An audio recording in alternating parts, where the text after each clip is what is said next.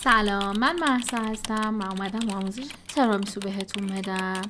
مواد لازم: لیدی فینگر، 500 گرم پنیر ماسکارپونه، 120 گرم شکر، مقدار لازم اسپرسو، پودر کاکائو به مقدار لازم.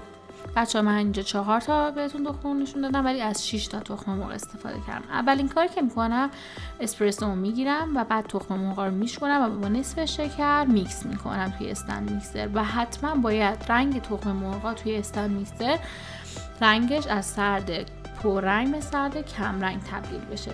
شکر رو بقیه‌اش رو به این میریزم و اضافه میکنم. پنیر رو اضافه میکنم به استند میکسر و میذارم به خوبی کاملا مواد با هم مخلوط بشن.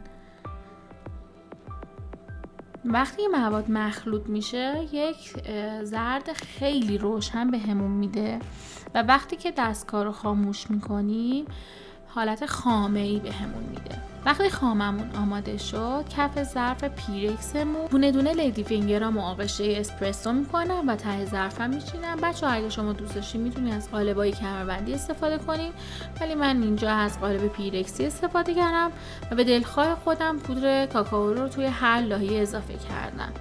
توی لایه آخرم هم از پودر کاکائو برای تزیین استفاده کردم.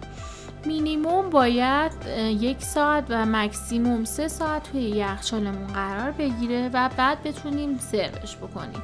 ولی من اینجا به خاطر اینکه ویدیو رو سریع تمومش کنم یه دونه کوچیک درست کردم و اینکه برای شما ویدیو گرفتم. برای تزیینم از این چنگال که با پودر کاکائو آغشته شده تزیین کردم و این هم نتیجه. ممنونم که چشمای خوشگلتون رو پای ویدیوی من گذاشتید. مرسی.